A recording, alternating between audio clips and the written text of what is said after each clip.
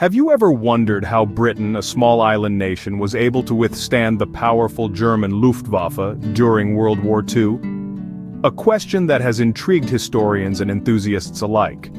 Today, we're going to explore that very topic, the Battle of Britain. In the summer and fall of 1940, the world watched in awe and trepidation as the Royal Air Force, or RAF, stood defiantly against Adolf Hitler's fearsome air force, the Luftwaffe. This wasn't just a battle, it was a struggle for survival, a test of resilience, a defiance against tyranny. The RAF, the underdog, was pitted against a seemingly unstoppable force, a Goliath in the form of the German Luftwaffe. The Battle of Britain was a turning point in the Second World War, a testament to the courage and determination of a nation under siege.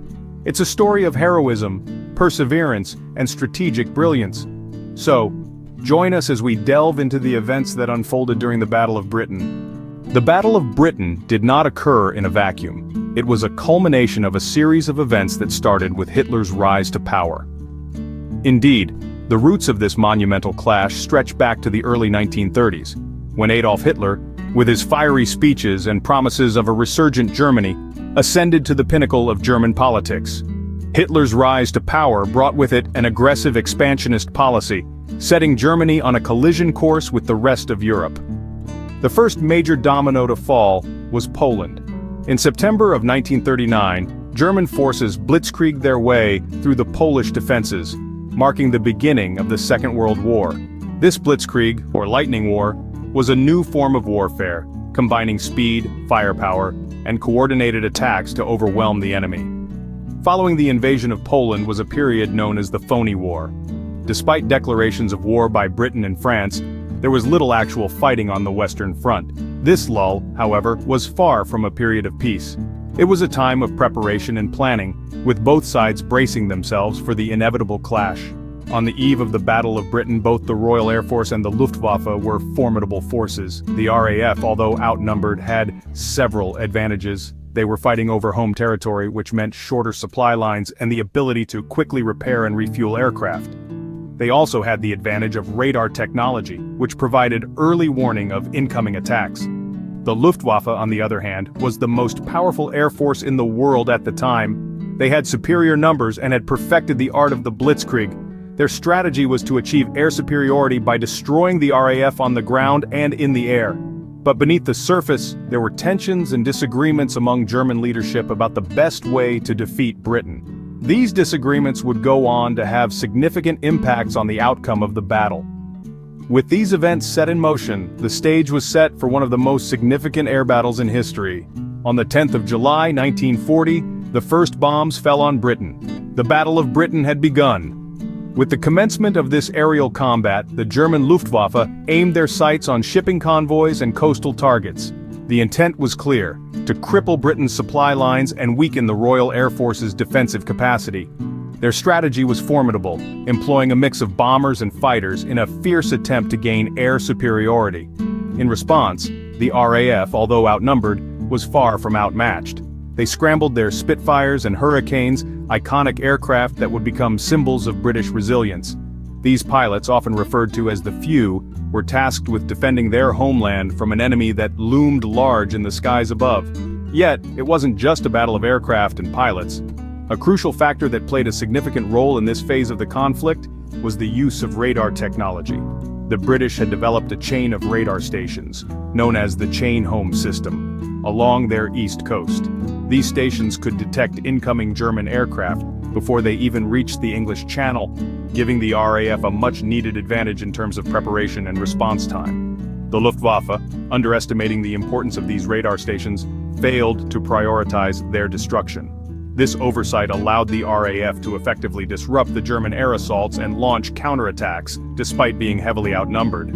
The first phase of the battle was fierce, with both sides suffering heavy losses. Yet, the RAF's tenacity, combined with the strategic advantage provided by radar, began to turn the tide. They held their ground, repelling the Luftwaffe's attacks and preserving Britain's air defenses. The initial days of the Battle of Britain were fraught with uncertainty, with the nation's fate hanging in the balance. But the RAF pilots, supported by ground crews, radar operators, and countless others, stood strong against the onslaught, refusing to let their homeland fall. Despite the odds, the RAF held firm, marking a turning point in the battle. As the battle raged on, Hitler shifted his focus from military targets to civilian ones, in a campaign that came to be known as the Blitz. This was a period of persistent bombing, where German aircrafts filled the skies, raining down terror and destruction on British cities. The primary aim was to break the spirit of the British people and force them into submission. However, this strategy backfired spectacularly. Instead of crumbling under the relentless onslaught, the British people's morale was surprisingly resilient. They carried on with their daily lives as best they could, seeking shelter in their homes, underground stations, and purpose-built air raid shelters. This spirit of resilience was not accidental but was fostered through various means by the British government. The government played a pivotal role in maintaining morale. They implemented blackout regulations to make it harder for German bombers to find their targets, and they also established the Air Raid Precautions Department, which trained civilians in first aid and firefighting.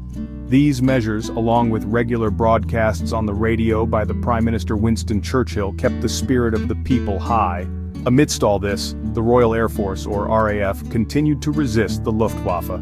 The RAF Fighter Command, under the leadership of Air Chief Marshal Sir Hugh Dowding, was instrumental in defending Britain. Despite being outnumbered, the RAF pilots, known as the Few, fought with unwavering courage and determination. Their Spitfires and Hurricanes became symbols of resistance, darting through the skies, engaging the enemy in fierce dogfights. The Blitz tested the mettle of the British people like never before. Yet even as bombs fell and buildings crumbled, their spirit remained unbroken. They banded together, supporting each other, showcasing an incredible sense of unity and resilience. This, coupled with the unyielding resistance of the RAF, proved to be a potent combination. In the face of adversity, the British people remained resilient, fostering a spirit of defiance that helped turn the tide of the battle. By the end of October 1940, the Battle of Britain had effectively ended, but its legacy would last far beyond the final bomb. With the Royal Air Force proving a formidable adversary, Hitler made a fateful decision. He postponed his plan to invade Britain indefinitely, a move that would significantly alter the course of World War II. The Luftwaffe had been dealt a severe blow, their losses far outweighing those of the RAF. The Battle of Britain marked the first major defeat of Hitler's military forces, and it was this loss that began to turn the tide of the war. The courage and determination of the RAF had held the Nazi war machine at bay, preserving Britain as a base for future Allied operations and providing a beacon of hope in those dark days of the war. But the end of the battle was not just a military victory, it was a triumph of spirit that boosted British morale at a crucial time.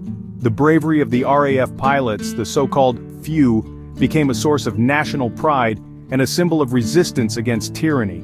Stories of their heroism were told and retold, inspiring a nation and its allies to keep fighting, no matter the odds. And so the legacy of the Battle of Britain stretches far beyond the immediate aftermath of the conflict. It shaped the course of World War II, bolstered the resolve of a nation, and forged a myth that still resonates today. The Few, as they became known, were in reality many, a collective force of pilots, ground crew, observers, and civilians who each played their part in this pivotal moment in history.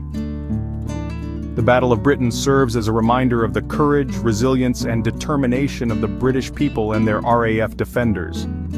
It's a testament to the spirit of resistance and a tribute to those who fought and fell in the face of overwhelming odds. But above all, it's a story of hope, a story of a nation standing firm, and a story of a battle that helped to shape the world as we know it today. In the Battle of Britain, a small island nation stood against a formidable enemy and emerged victorious. This David versus Goliath story unfolded over the skies of Britain, where the courage and tenacity of the Royal Air Force pilots tipped the scales in favor of the Allies during World War II. The Battle of Britain was a pivotal moment in the course of the war, marking Hitler's first major defeat. It showcased the importance of air superiority and the effectiveness of radar technology. The resilience of the British people in the face of the Blitz also served as a beacon of hope, a testament to their spirit of keep calm and carry on. In essence, this battle was more than just a military confrontation. It was a clash of ideologies, a struggle for freedom, and ultimately a triumph of the human spirit. The Battle of Britain was not just a military victory, but a triumph of the human spirit. Thank you for watching. Don't forget to subscribe. Like, share, and comment down.